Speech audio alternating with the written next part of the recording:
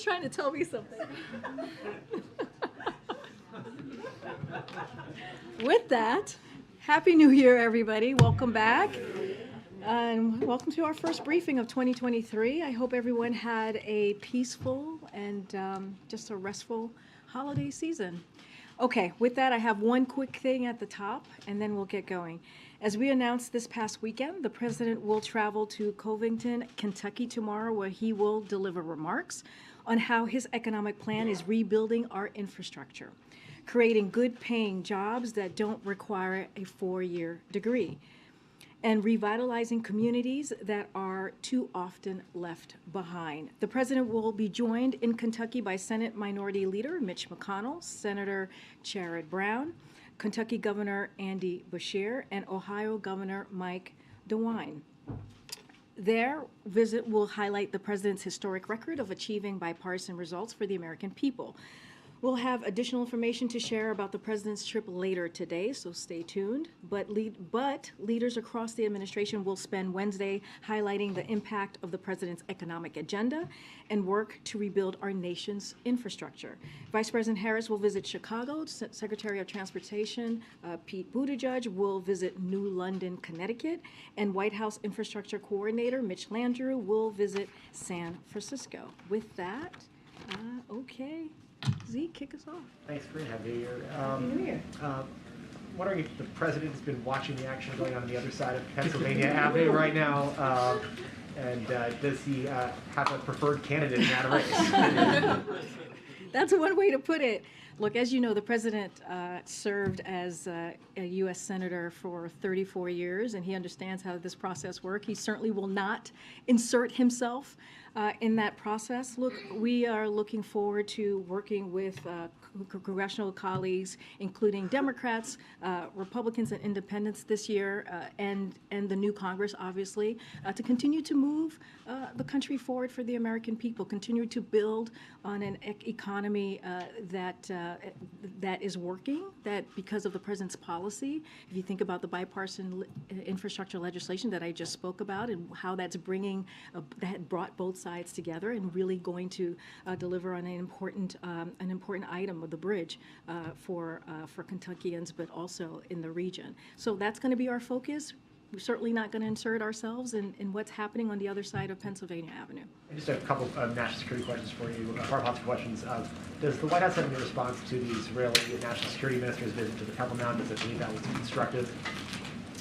Yes, so this is the mosque that you're talking about by the National Security Advisor there. Look, so the United States stands firmly, and we've been very clear for preservation of the status quo with respect to the holy sites in Jerusalem. Any unilateral action that jeopardizes the status quo is unacceptable, and we will continue to be steadfast on that and be very clear on that. And then separately, does the White House have any response? There's some pretty sharp rhetoric coming out of Beijing today in response to the testing measures that the U.S. and other countries have put in place on Chinese travelers over the last week or so. Has the White House seen that, and any response to that? Yeah, so we've seen that. Look, I will not speak for China, but I'll say this: there's no cause for retaliation here. Just because countries around the world are taking prudent health measures to protect their citizens, that's what you're seeing from us and others. This decision is based on public health and science. This is coming from our experts here, and other countries like Japan, like South Korea, the UK, France, India, Italy, Malaysia are also taking similar public steps here. The World Health Organization is calling on China to release more data, which is vital to the to identify any potential variants. Again, there is no need for retaliation. This is something that all of us, other countries, are doing to make sure that we are protecting our citizens here. Before you ask your question, I just wanted to offer my condolences and the administration's condolences to your loss. And we were all very sad to hear about the passing of the executive producer of This Week of DAG. And I got to meet him a couple of times. He was an incredibly kind and wonderful individual, very smart and clearly passionate about his work, and served as such a mentor. And so we our hearts and prayers go out to the ABC News family, to his wife, and his very young children. And again, our condolences. Thank you very much for that. Thank you. You mentioned that the president looks forward to working with Republicans, presumably once they get their leadership sorted out. Now that we do have a new Congress in place, so what is the first order of business where the president does look to try and work with Republicans? So I'm not going to get into specifics on what the policies or pieces of legislation is going to look like. We're going to wait for the new Congress to kind of settle in and get themselves situated. But what I will say is that the president has always been very clear. He's been clear when he was a president. He was clear when he was U.S. Senator. He was clear on the campaign trail that he's willing to work with Republicans who are willing to continue to deliver for the American people. And it's not just him. This is what the American public said very loudly and clearly after the midterms. They want us to work on a common ground to deliver on the needs of what's important for them and to do it in the way that we're building the economy from the bottom up and the middle out, as the president has said many times. And he wants to make sure we reward hard work and do this so that, for people who are playing by the rules. And so this is very important. We want to make sure that we address national security concerns and keep the American people safe. And so, some of you may have seen the president and the first lady on New Year's Eve. They were on your network, and you heard the president. It was just something that he says all the time. He's an optimistic person. He is very optimistic on what lies ahead and how we're going to move our country forward. Does the president see this leadership fight and have any takeaways from it in terms of whether it may make it more difficult to work with Republicans and getting any of these things done? I will say this. As you all know, we're going to go to Kentucky, as I just mentioned. We announced it a couple of days ago, clearly, that he's going to go there. It's going to be done in a bipartisan fashion. The bipartisan infrastructure legislation, the biggest infrastructure investment since 1950s. You think about the most significant gun reform in almost 30 years. You think about major China competitiveness legislation that's already bringing more manufacturing jobs back to America, and key help for veterans who were exposed to toxic chemicals in the line of duty. Those are things that the president has been able, those are the historic pieces of legislation that the president has been able to do in a bipartisan fashion. And let's not forget, there are 200 pieces of legislation that was done in a bipartisan way in the first 2 years of his administration. So again, he's optimistic. We're going to see that bipartisanship tomorrow in Kentucky when we're out in the region, and I think that's incredibly important. One more thing, just to clear something up here. On Title 42, so the court says the administration still has the power to discontinue the policy on its own if it so chooses. I know you've said you're complying with the court, deferring to them, but is it your understanding that the administration has this authority or not? So the way I know we haven't really responded to this because we haven't had a briefing. So look, I'll say this just to kind of give a reaction here on the Supreme Court. So look, the Supreme Court's order keeps the current Title 42 policy in place while the court reviews the matter in 2023. We will, of course, the way that we see it, comply with the order and prepare for court's review. But at the same time, we're advancing our preparations, as I've mentioned, to manage the border in a secure, orderly, and humane way when Title 42 eventually lifts. And we'll continue expanding legal pathways for immigration. Title 42, as you all know, you've heard us say this many times before, it's a public health measure, not an immigration enforcement measure, and it should not be extended indefinitely. That is our view. That is what you've heard us say as this process has moved forward. To truly fix our broken immigration system, though, we need Congress to act. We saw the president on his first day in office put forth a comprehensive immigration policy legislation, and that he did that to show how important this was, how much of a priority this was for him. The Supreme Court's order gives Republicans in Congress plenty of time, we believe, to move past political finger pointing and join our Democratic colleagues to fix and to work to fix this problem and come forth with a comprehensive way to move forward. But do you agree with the court that you have that authority? So yes, the way that I can speak to it from here, I'm not going to get into specifics. The way that we see it is we're going to comply with what the Supreme Court justice ruled in its current form with Title I'm trying 42. to understand, is there a difference of legal opinion here? Look, I'm just not going to dive into the legal opinion here or legal, kind of the legal back and forth on this or any of the nuance. What I can say is we're going to comply with what the Supreme Court announced and they ordered just last week. But not going to get into the Okay, but you legal can't opinion. say whether or not you think you have that authority or not. I'm just not going to speak about it from here. That's a DOJ is doing the legal components of this. What I can say is we're going to comply with the Supreme Court order as it stands from last week. Thank you, Karine. Just first, quickly on McCarthy again. I'm just curious if the president made this case on the campaign trail last year about how basically a vote for House Republicans would mean handing over leadership to MAGA extremism, in his words. Do you feel like this is an illustration of that in some way, and do you think it'll make it harder for you to get deals done? I mean, the way that we see it is that, look, if you think about the midterms, and if you think what was being written about leading into the midterms just a couple months ago, which was there was going to be a red wave, right? That's what we kept on hearing, and that didn't happen. Right? What we saw was the American people said very loudly and clearly they wanted us to come together and work towards a common ground, right? Whether it's to deal with the economy, continue to build on the president's economic policy, whether it's our national security, whether it's protecting women's health care, all of those things is what we heard from the American people, or protecting our democracy.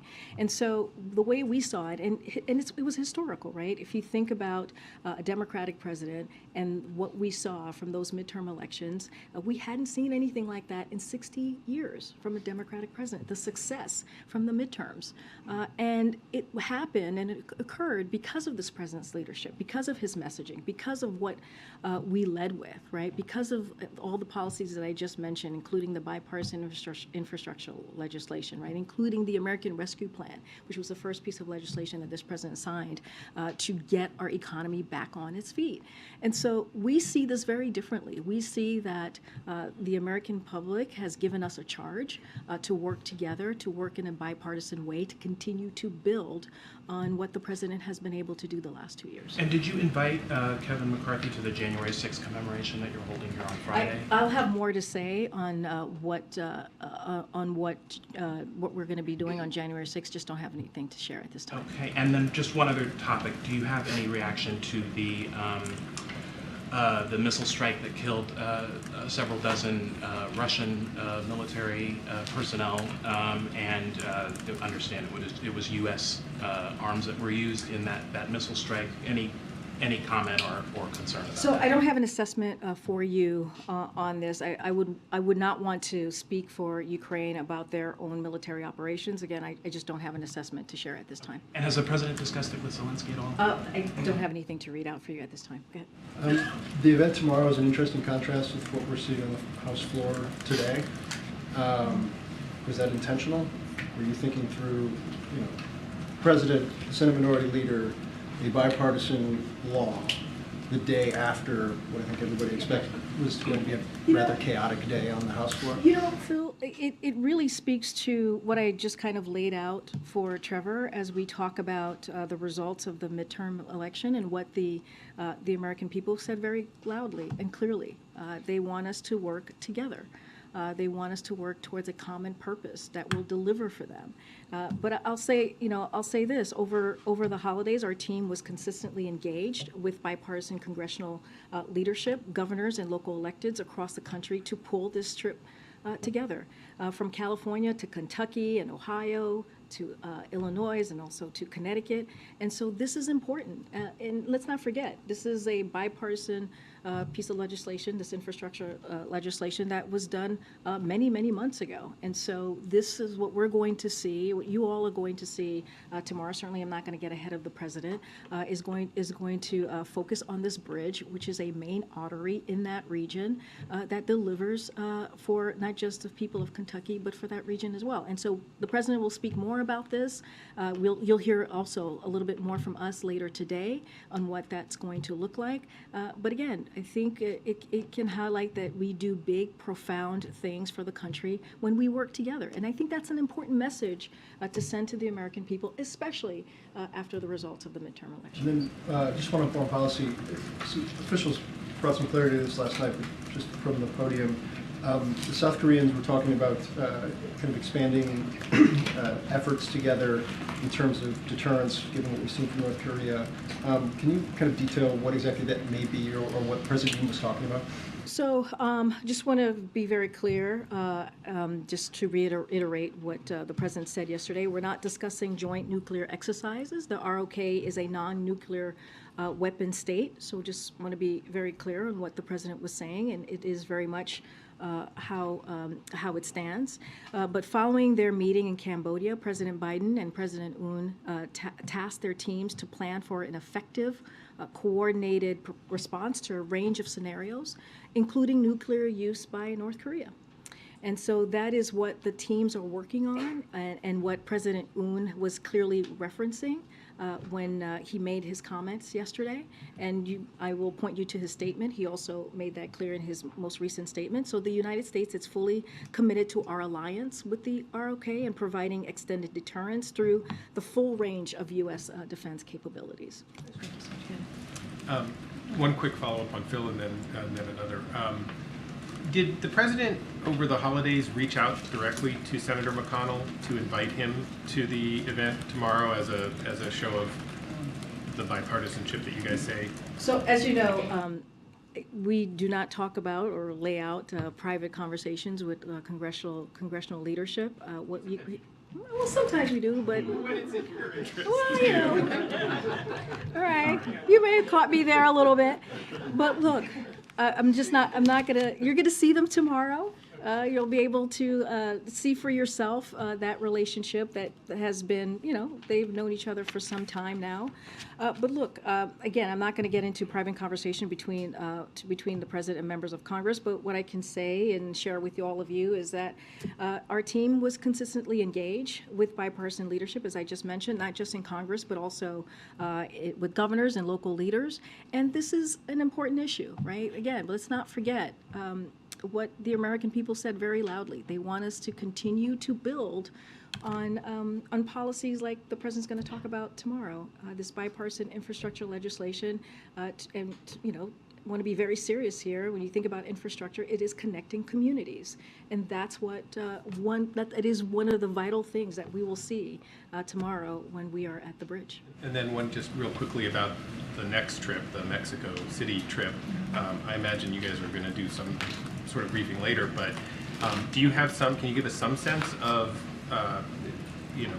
what the agenda is? Obviously trade, but immigration, Title 42. What's the message? And I admit I don't have the details, but apparently there was some reporting this morning that AMLO had sent a letter or some sort of communication to the U.S. this morning detailing what he wants to be on the agenda. So as you stated, we'll have more details on the trip, including deliverables in the upcoming days. I'll say a little bit of what we've already shared.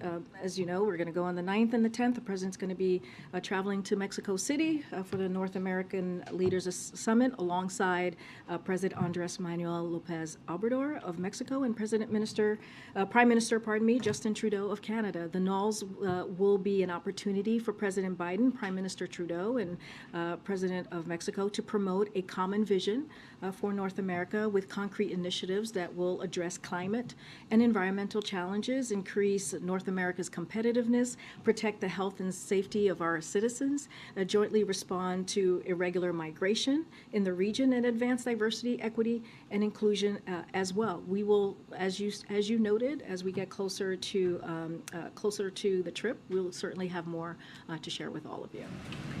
Yeah, quick one. Were Senators Rand Paul or J.D. Vance invited to the event tomorrow? Don't have anything to share on who was invited or not invited, but I can tell you who will be there tomorrow. Okay, and the president... I would point you to their offices. The president had said that he was going to spend this lovely holiday season talking to his family. Has he decided whether or not to run for re-election, and when will he tell us? Oh, goodness. Tell us now. She's smiling for us. So look, as you know, I have to follow the law in terms of what I can discuss here. We do believe in the rule of law. I know some of you had something to say about that just a couple of weeks ago, but we do believe in the rule of law, and we will respect it, and we will honor that here from this administration. So look, you've heard the president say this directly after the most successful first midterms for a Democratic president, as I just stated, in 60 years, especially as we heard very loudly from the American people and the message that they sent.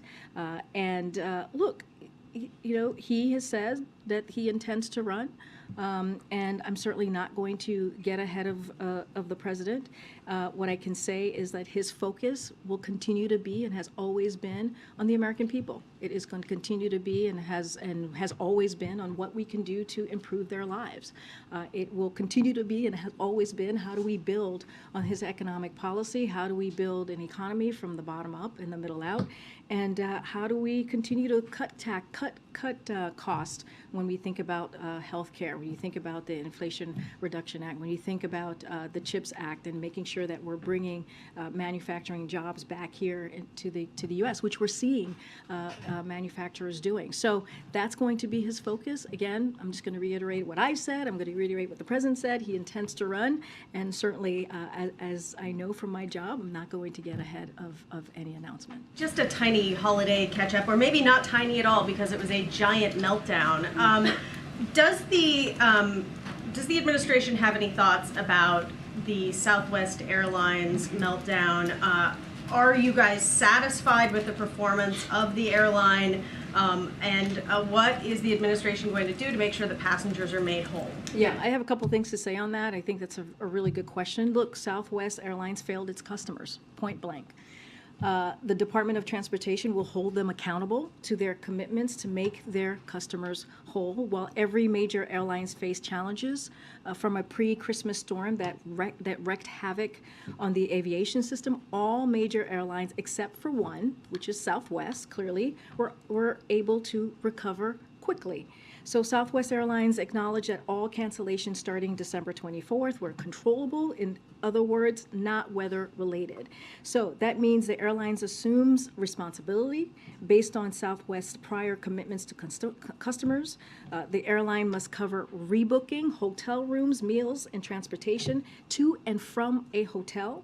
What's more, Southwest must make their customers whole by paying for coach flights, rental cars, and trains to get people to their final destinations. And Southwest must return baggage as quickly as possible and reimburse passengers up to $3,800 in provable damage under Southwest's care. The Transportation Department is watching. They're monitoring this very, very closely to ensure that this all happens, and we'll seek fines from Southwest if it doesn't cover a cost.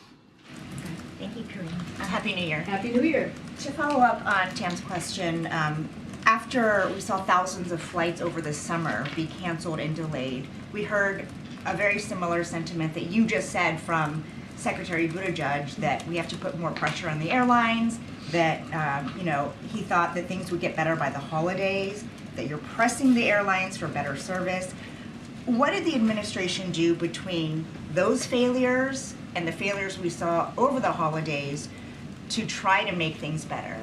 So just a couple of things. So since 2020, to your question, our administration has made it a priority to help people get their money back from airline disruptions. That aggressive work has brought real results for the American people. In 2022, DOT issued the largest consumer protection fines against airlines in U.S. history. The Department of Transportation will seek fines from Southwest, as I just mentioned, to make sure that they cover cost as required. And look, our administration is going to continue to press for long-term solutions. This is something that we are committed to. You heard the president speak about this making sure that, customers who are kind of left behind, essentially, are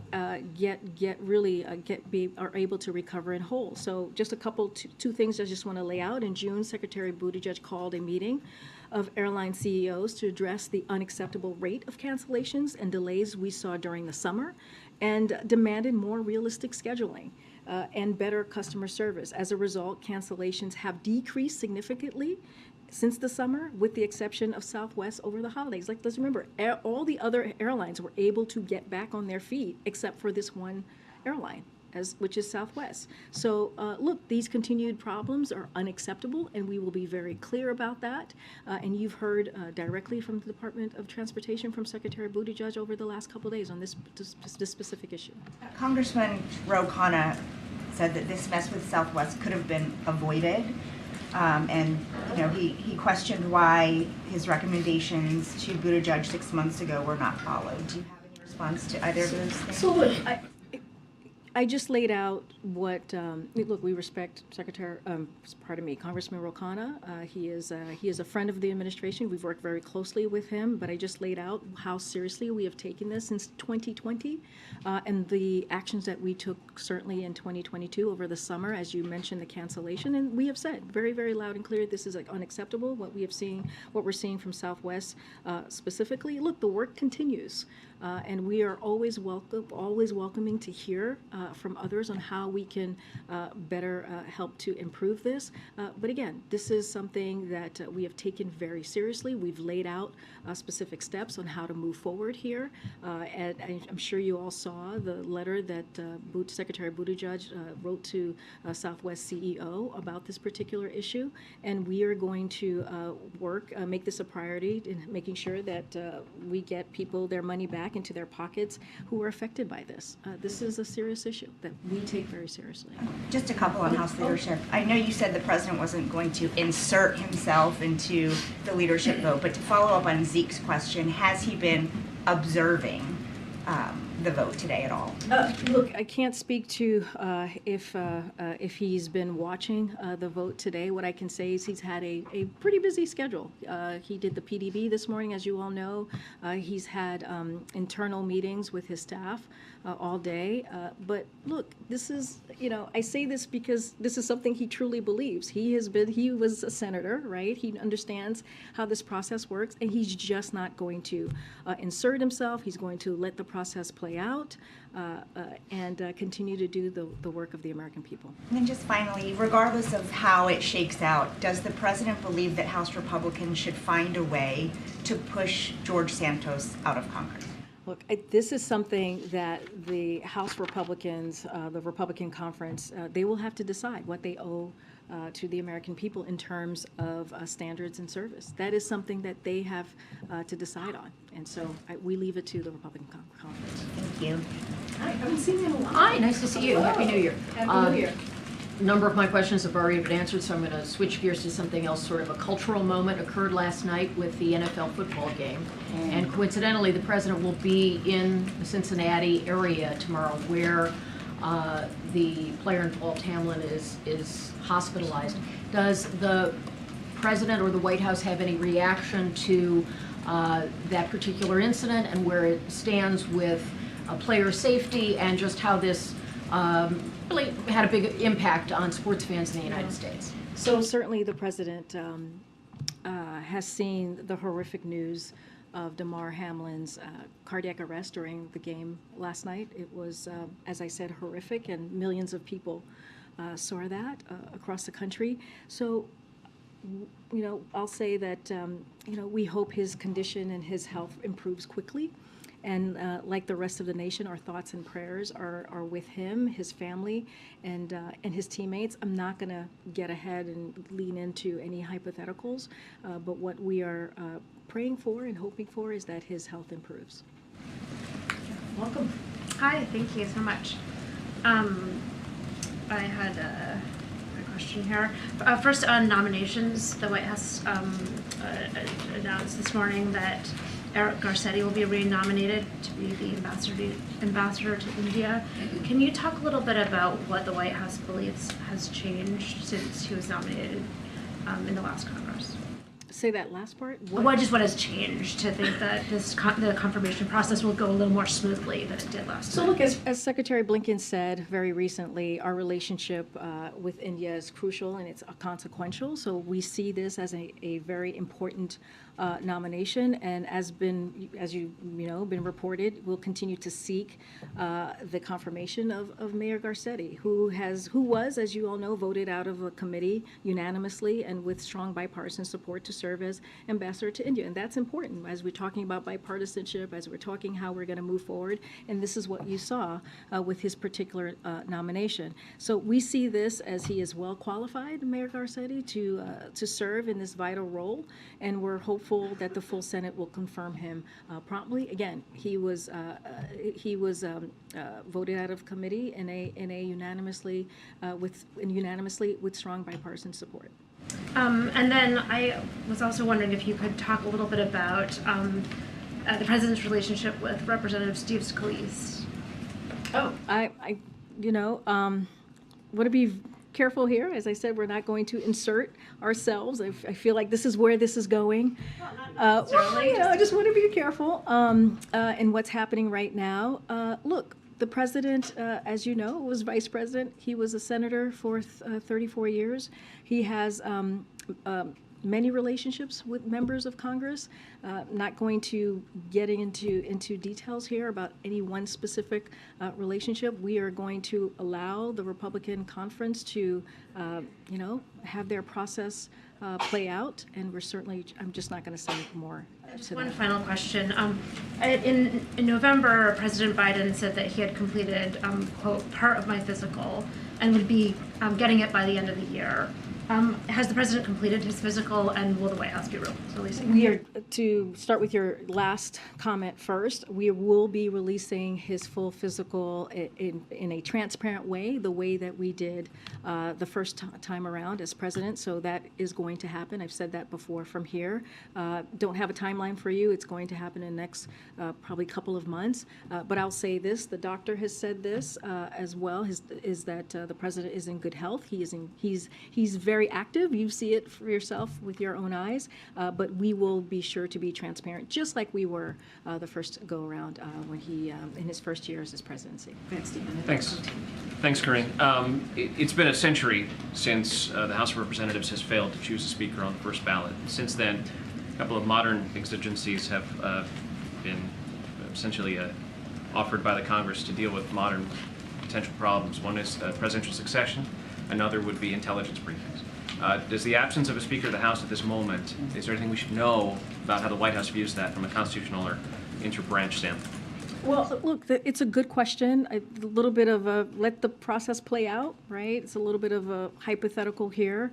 I don't have the specifics on how that works out.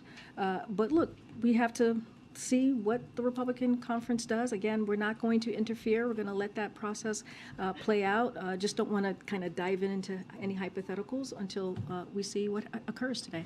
Broadly, since January 6th, the President has talked about how foreign leaders have approached him and asked him about the health of American democracy. Is there a message the White House would send overseas today as people look and see that the House of Representatives has failed to choose its Speaker? Does it portend gridlock for the next 2 years, an inability of government to function here in the United States? Look, I think the president would point to what the American people have been very clear about, what the American people said, and I said this earlier. Look, the outcome that was reported by many and kind of said by many folks just in this space, in the D.C. bubble, was that there was going to be a red wave, right? That it was going to be a very different outcome. And the American people were very clear. They want us to continue to fight for our democracy. They want us to continue to work on an economy that builds, that doesn't leave anybody behind and build an economy from the bottom up, middle out. And I think that's important. It's important that that's what the American people said, very loud and clear. Look, again, not going to insert myself here, or the president's certainly not going to insert himself in what's happening today. We're going to let the process play out. I don't know where it is currently as I'm standing in front of you behind this podium, but this is something that the Republican conference has to figure out on their own, and they will do so. Thank you, Karine. Happy New Year. Happy New Year. Happy New Year. Not a daddy yet? We're in the birth month. Oh, boy. Ooh. Will Joe Biden announce a re-election bid by January 30th? I thought you were gonna ask for my okay to name your daughter Karine. I thought that's where we were going here. I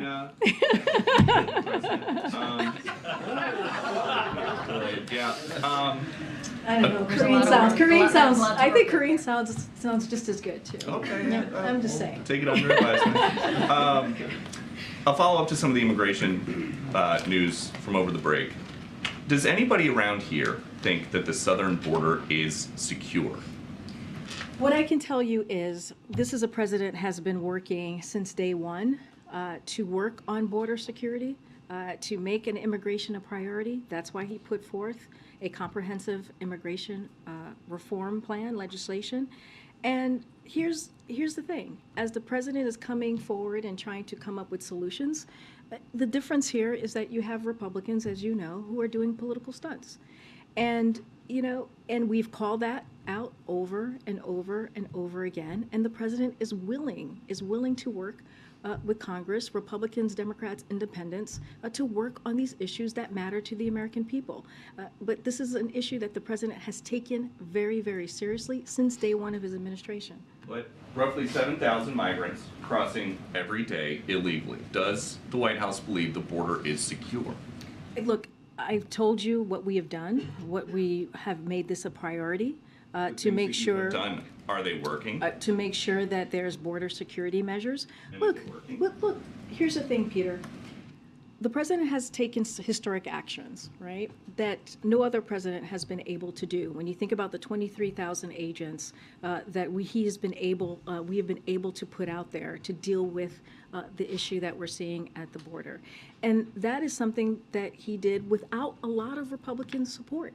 Right? Make sure that we are dealing with a real issue. When you think about the smugglers, really putting a plan in place that we deal with the smugglers, right? And we have to be very careful here, Peter, on how we talk about this, because if we talk about it in a way that is misinformation, then it helps the smugglers.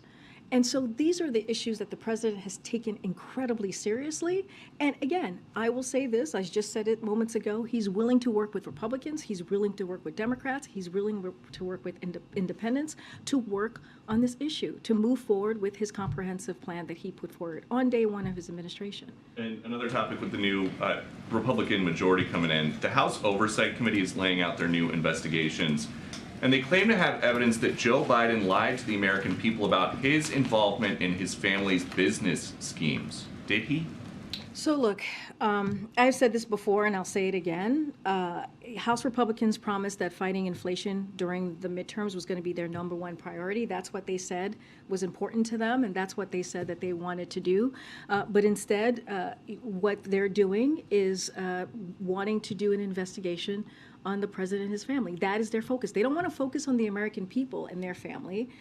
They want to focus on political division. They want to focus on something that the American people do not want to see, as we saw from the midterm elections. Look, I'm not going to get into the specifics of any of the oversight here. We have a White House counsel that's going to my colleagues who are going to deal with this. So I will point you to them. And again, I'll point you one more thing. I'll point you to tomorrow. Tomorrow we're going to see a trip, an event where that's going to be done in a bipartisan way. So there's ways to move forward for the American people, for American families, in a way that works. Go ahead, John. Thank you, Karine. Last week's visitor log release showed a most recent meeting between Sam Bankman-Fried and a White House official, Steve Ricchetti. In this case, this was his fourth meeting of the year. I'm wondering, given this first briefing since then, if you can give us any sort of summary of what has been discussed in Mr. Bankman-Fried's meetings with the White House over the course of the year? Yeah. So let me give you a few rundowns here. As we've previously confirmed, as you know, I know you're following this very closely, these meetings included Steve Ricchetti and Bruce Reed. The meetings focused on pandemic prevention related to Sam Bankman-Fried's foundation. and general information on the cryptocurrency industry and crypto exchanges. Look, the administration has been clear about the need for Congress to take action when we talk about addressing cryptocurrency. The president, as you know, released an executive order on this topic just last March, and the president released a framework for protecting consumers last fall, and last November, Secretary Yellen renewed this administration's call for Congress to take action. So, as you know, the White House regularly engages with officials from a range of industries and sectors, including leaders in business and labor and nonprofits. Again, this meeting with Sam Bankman-Fried was focused on pandemic prevention related matters and cryptocurrency and crypto exchanges. When you were last asked, General information. thank you. You said that you couldn't comment on whether the president has any view about whether Democrats or Democrat-aligned groups should consider returning some of the donations Mr. Bankman-Fried made. I'm just circling back on that to see whether that's still the case. He has no view on whether this money That is should... still the case. I don't have anything to share or any change of my comments that I've made before on this. Looking forward to this year, a lot of the last 2 years' accomplishments that you talk about are seen less likely in a divided Congress, needless to say. Can you give us a sense of what you see as a sort of baseline target for success from your view in 2023? What do you hope to get out of a year with the divided Congress when some of the things that he relied on sort of heavily in the last Congress won't really be available to him this time around? I mean, look, I just mentioned, we're going to be in Kentucky tomorrow with Mitch McConnell, the Senate Minority Leader. And I think that's important. I think that shows how it is important for the president to show that bipartisanship, right? It is important to show that how the bipartisan infrastructure legislation is going to make a real difference to Americans across the country. And so I think that I know there's a lot of doubt, and I know tends to be a lot of this is politics. There tends to be a lot of negative kind of thinking on how we move forward. But look, this is a president, as senator, as vice president, who has worked across the aisle and has been successful at that. Again, I laid out some key we're talking about historic pieces of legislation that will change the lives of American families across the country. And so that matters. So we're going to continue to do that. We're going to continue to work with Democrats, Republicans, independents who are willing to continue that work that he has done the last 2 years on building on his economic policy. It does not end. It doesn't end in the last Congress. It hopefully will continue in a new Congress. Are there any particular topics where you think bipartisan bills are possible? I'm not going to get into specifics right now. I'm not going to get ahead of the president on what that's going to look like. What I can say is when it comes to lowering costs, medical cost for the American people, as we started to do with the Inflation Reduction Act, we want to continue to do that, right? As it comes to making sure we're creating good paying union jobs, clearly we want to continue to do that. We want to continue to fight inflation, which is the president's #1 economic priority. So all of those things still stand. It's just a different year. Go ahead, April. Karine, I want to kind of piggyback off of Stephen's questions. Today is a very newsy day on the Hill, and the number 218 for the second time is elusive for Kevin McCarthy. What do you say to the American public as we're still figuring out what's happening on Capitol Hill? And this is not just about a vote. It could be a constitutional issue. Look, I just don't want to be really careful here. Not going to, you understand the power of the podium here, not going to insert myself on something that is currently happening on the other side of Pennsylvania. Not going to get involved, not going to name names, just going to let that process move forward. And this is something also that the president understands. Like, this is a process that they have to decide on. But how does the other side of Pennsylvania Avenue reassure the American public as the democracy is going through growing pains? Some may say there are cracks in democracy. How does this White House reassure the American public as all of this is going on? So look, separately and aside to what's going on as we're talking about our democracy, and the president has been very clear, we have to continue to fight for it. This is something that he will continue to do every day, and we have to protect our democracy. This is something that the president has spoken about in speeches that you have covered, April, yourself, and how important it is to do that. And he feels, as the president of the United States, he needs to speak loud and clear about that. But again, let's not forget, the American people, as you're alluding to, is very much paying attention to this, right? They want us to continue to fight for our democracy. They want us to continue to protect our democracy. I don't want to, not going to get into what's happening on the other side of Pennsylvania, but this is, as it relates to our democracy, this is something that the president takes incredibly seriously. And lastly, at the very least, Hakeem Jeffries will be minority leader of the House. Has the president talked to him recently? What is their relationship, etc.? Look, I don't have a call to read out to you, but I can say that we are looking forward to working with Minority Leader Jeffries. We see him as a partner in this. He is incredibly impressive. The president believes he's incredibly impressive, and we look forward to working very closely with him, as we have been these past 2 years. And I think it's important, right? It's important to see that type of representation at that level. But aside from that, Hakeem Jeffries is a brilliant thinker, a great legislator, and again, we are congratulate him on his new role, and we'll continue to work closely with him.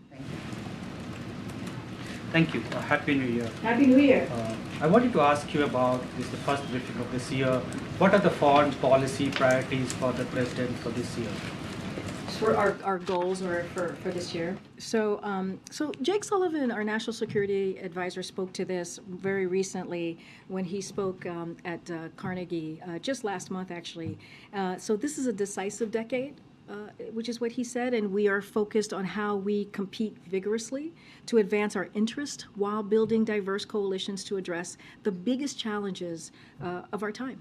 And if you look at 2022 just alone, as a standalone, President Biden hosted and met with leaders of the Americas, of Africa, of Southwest Asia, the Middle East, and the Pacific Islands. That is something that the president did in just 1 year alone.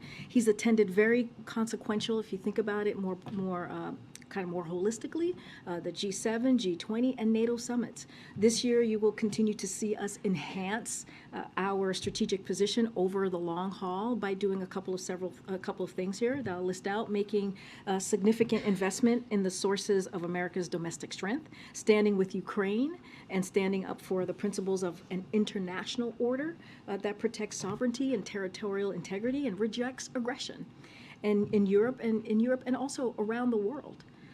Protecting Americans from threats at home and around the world as well, whether it's terrorism or cyber attacks, and building flexible coalition worldwide on food security, climate, technology, and other key issues. So this is how the president sees his foreign policy moving forward. This is what we've been able to do in the first 2 years, and again, so this is incredibly important to the president. And the president sees any prospect for peace in Ukraine this year? So look, we've been very clear about this as we talk about Ukraine and them moving forward, and basically, and you've heard us say this over and over again: nothing about Ukraine without Ukraine. And so that's how we see this approach, and that is the consensus of this administration.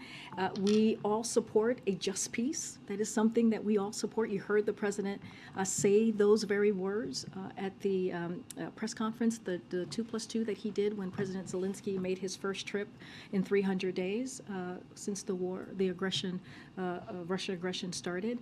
But when we talk about just peace, that must include UN principles of sovereignty and territorial integrity, as I just laid out as we look at our 2023 goals. It is hard to take seriously the idea that Russia is prepared for good faith diplomacy when they are doubling down. And you guys are reporting in this. They are doubling down on annexing Ukrainian territory and insisting they get to keep it. And that's what they're doing. So that's not a basis for real diplomacy at all. So our job is to keep supporting Ukraine on the battlefield so that they're in the best position, to negotiate at the table when that does occur. And finally, on Sunday, a large number of Afghan American women held a protest in front of the White House against the recent restrictions the Taliban has imposed on girls' education. What is the president's message to these Afghan American women? So we stand with Afghan women and condemn the Taliban's indefensible decision to restrict women's education and their rights. And so, as we have made clear, these actions by the Taliban will further alienate them from the international community and deny them the legitimacy that they so desire. And so we remain in touch with our partners and allies on this issue, and will continue to take steps to advance our shared efforts to support Afghan women and girls and provide a robust humanitarian support to the people in Afghanistan, and we will be steadfast about that. Thank you. Thank you. Happy New Year. Happy New Year. Is the White House concerned at all about the Israel and Russia seem to be the new Israeli government and the Putin government closing ranks, it seems, quite openly? And just a very quick other question, do you have anything on the possible Kishida bilat here at the White House? Thank you. So on your first question, so look, I'm not going to speak for Israel here, but the U.S. position remains clear. And it's basically a little bit of what I laid out just moments ago. Russia's war in Ukraine is a violation of international law and serves as a threat to global peace and security. The United States will support Ukraine as long as it takes in the face of this unprovoked war of aggression. And our support will continue for as long as it's needed. Extremely close ally, Israel. You don't want to speak for the Israelis, obviously, but there's an extraordinarily close alliance. So does the U.S. not have anything more to say on? I mean, we have said this about many other countries, right, who have been, where we have been asked about their relationship with Russia. Look, we're just not going to speak for them. We're going to lay out what's at stake and what's important in this moment. Thanks. Kishida. We'll have more to say about that soon. Don't have anything right now to share. Karine. Thanks, Karine. Yeah, happy New Year. So the president took credit when gas prices were coming down. Now the barrels leaving the Strategic Petroleum Reserve, well, that's ending. The president's not changed anything with energy policy. Is the president's policies then taking credit for the gas prices rising over the past 7 days? So look, I want to make note here, because this is important. We've made significant progress in lowering the prices, gas prices specifically. Prices are down nearly $2 per gallon and are lower today than they were 1 year ago today, this very day. So we've seen a slight increase, yes, over the past week due to cold weather that shut down some refineries, but those refineries are coming back online, as some of you have reported, and President will continue to do everything he can to keep lowering costs for American families. That is a priority that you hear from him anytime he talks about the economy and how he wants to continue to lower costs for Americans. Once these refineries come back online, you expect the gas prices to come back down. And the price of gas when the president came into office was $2.39 a gallon. I know, but I'm talking about 1 year ago, and that was 1 year ago was not when he came into office, right? So, and we have been able to lower the price by nearly $2 per gallon. And let's not forget, one of the reasons 1 year ago we were dealing with this, almost 1 year ago, was Putin's war, and which caused gas prices to increase, and that started in February of just last year, February 24th to be exact. And so that's what I'm talking about. We've been able to do that work to bring costs down by nearly $2 a gallon. Look, we expect once those refineries are getting back online that prices will continue to decrease.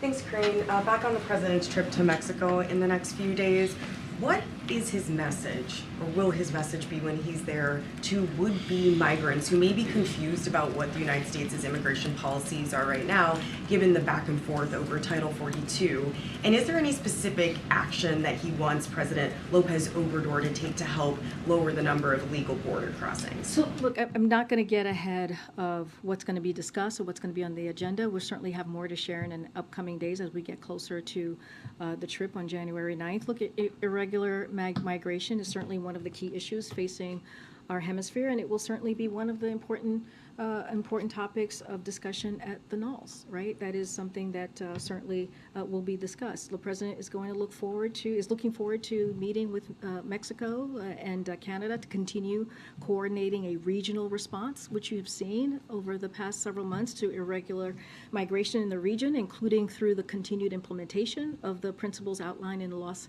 Angeles Declaration on Migration and Protection. So we have been working with the two countries for this past year or so on dealing with irregular migration. That is going to continue. Certainly not going to get ahead of that. There's a weird noise happening. Okay. Karine, real quick, Yes, when it comes sorry. to the president, Sorry. when it comes to the president's legislative agenda, do you have any sense of when the State of the Union is going to take place? Do you expect that to be this month? That's a good question. I don't have anything to share with you. As you know, the State of the Union is an important opportunity for the president to lay out his vision in front of not just Congress, but to the American people for this year. And so I know he looks forward to doing that as he did last year. Just don't have anything to share on that. Speaker has to invite him, right? The Speaker does have to invite the That's president, right. but perhaps the president would like to do it this month versus next month. The Speaker, you're right. The Speaker does have to invite him, so don't want to get ahead of that process. Okay. Thanks, Karine. D.C. Mayor Bowser, in her inaugural speech, called on President Biden to end work from home for federal government employees or turn over vacant government buildings. She said, "We need decisive action by the White House to get most federal workers back to the office most of the time, or realign their vast property holdings for use by the local government, nonprofits, businesses, or," she said, "any user willing to revitalize it." Does the White House have a response to Mayor Bowser, and has anybody spoken to her about this proposal that she wants? So this was yesterday. So I haven't checked with the team to see if anybody has talked to her about this or connected about this. But increasing the supply of affordable housing is a priority of this administration. As you know, we've talked about it many times over this past 2 years. That's why the president put forth the Housing Supply Action Plan, and that was to ease the burden of housing cost over time by using a mix of administrative and legislative actions to boost the supply of quality housing in every community. I don't have any announcement to make from here or to any response really to Mayor Bowser, but clearly this has been a priority for this president, which is why he put forth this action plan. Specifically on the issue of federal workers, in his Christmas speech on December 23rd, the president said, "Things are getting better. COVID no longer controls our lives. Our kids are back in school. People are back to work." What does he see as the future of federal work in D.C. for the federal workforce in terms of employees working at home versus working in the office, given the large numbers of employees and the large numbers of buildings that they work in this city, and what that means for the downtown area here? No, very good question. Don't have an announcement to make at this point. Look, we listen to the experts, right? We certainly follow the science and listen to the experts. Just don't have anything to announce today on any changes to that particular, as it relates to federal buildings and federal workers. But look, just to reiterate what the president said, we are in a different place than we were when he walked into this administration. He put together a comprehensive COVID vaccination plan that made a difference, that helped put our economy back on its feet. And look at us today. I remember you guys, some of you were here for Jen's first briefing. There were 14 of you masked up. And look where we are 2 years later. We are in a different place. And so I think that's important to note. We are going to continue to share our message with the American people to get that new vaccine. It is important. It will help continue to get us back into a place where it doesn't disturb our lives the way it did 2 years ago. We know the tools that work. We know what we need to do, and so we need to make sure that we continue to communicate with the American people on getting that vaccine, and so we'll continue to have that conversation. Thanks, Karine. Oh, okay. Karine, question on Pope Benedict. Karine, Pope Benedict, question. Okay, all right. I'll take. Sure. I'll take your. Go ahead. All right. Happy New Year to you. Happy New Year. Actually, two. Okay. One. Two questions. Well, same on Pope Benedict. Okay, Happy New Year's too, meaning two. Okay, gotcha. Yeah, All right, I'm going to start this all over. Yes, let's start this. Pope Benedict, his funeral is Thursday, the late Pope Benedict, his funeral is Thursday. Is the U.S. sending a delegation to Rome, do you know? So let me just first say, because we haven't been able to be on the record on this since the passing of the Pope. So as the President said in his statement, as I'm sure you saw, he joins Catholics and so many others around the world in mourning the passing of Pope Emeritus Benedict XVI. He will always remember the Pope's generosity and meaningful conversation they had when he visited the Vatican in 2011. So to answer your question, the U.S. Ambassador to the Holy See, Joe Donnelly, will represent the United States at the funeral of the Pope in line with the wishes of the late Pope and the Vatican. This is what their requests were. This is what their wishes were. And so that's what you'll see from the U.S. Following up, I know you read a statement there, but what did Pope Benedict mean to President Biden as a Catholic? You know, the President, as you know, he takes his faith very seriously. This is someone who is passionate about his faith. That's not something I even need to tell you. You know this for yourself. And he remembers the Pope. Generosity and his meaningful conversation they had when they visited, when the President visited the Vatican back in 2011, and so that's something that the President remembers and holds very close to heart. Okay, all right, guys. What technical issue? All right, well, guys, I'll see you on the road tomorrow, and we'll be back in the briefing room on Thursday. Thanks, everybody. Thank you. Thank you.